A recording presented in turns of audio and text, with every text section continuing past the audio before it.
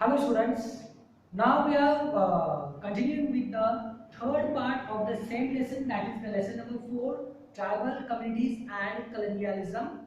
Okay, so in the previous two parts we have learnt about the more than half of the part. Okay, now we are continuing with the third part, and that will be the end of the lesson. Now the first point of this part is changes in forest laws. Changes in forest laws. So after the advent of the Britishers, the Britishers started to make so many changes with the forest laws, okay, or the tribal communities' lives. So what these forest laws made by them, that is uh, British formed the new forest laws as per that they declare the forest as state or the government property. So this is the very important change they made. They declared these forests as the property of a government. That land which was actually owned by these tribal communities. Okay. So they prohibited these Adivasis practicing the cultivation in the forests. They also put the restrictions on the collection of the forest produce, cutting trees, hunting, and so on. So all these were the part of the earning source for these tribal communities. So all these were taken away by these Britishers as per the new laws. Even in some areas, tribals were not allowed to stay in the forest. So they removed these tribal communities from that forest areas as well.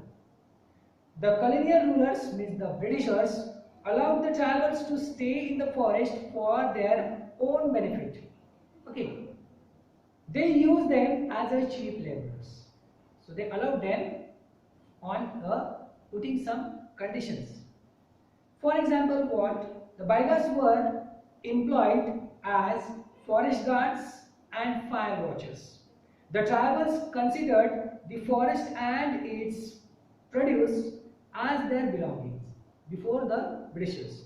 So they strongly fought against all these new laws of the Britishers. So they rebelled against it.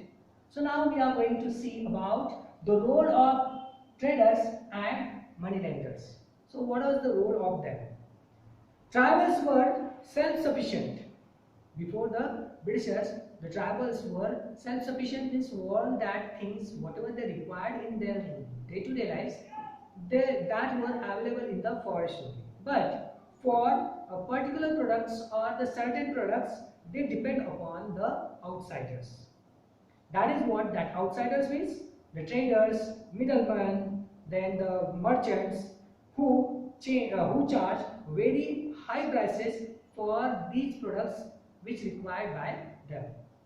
The tribals took loan from the moneylenders, and moneylenders charged very high interest for these loans. So they were caught in the cycle of debt. Against all these negative changes, the tribals reacted very violently.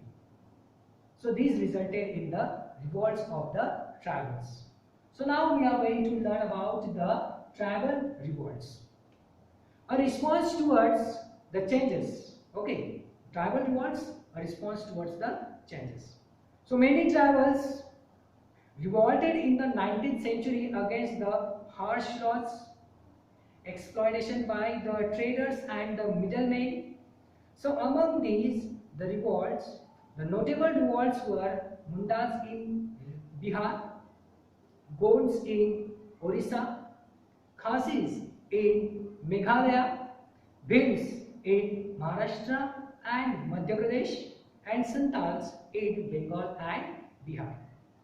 Also, the Coal Rebellion of 1831-32, the Bastar Rebellion of 1910, and the Warli Revolt of 1940.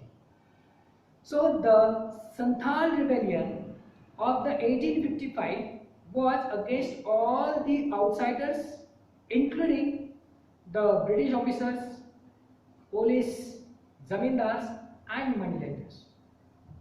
These are called Santal Hal or the Santal Liberation Movement. Okay. Now we are particularly learn about the Munda Rebellion. So what was that? The vision of a golden age. Munda Rebellion, the vision of golden age. This was one of the most powerful tribal revolt of the late 19th century. Birsa Munda was born in the Ulihatu Ranchi, okay, that place which is there in the Ranchi.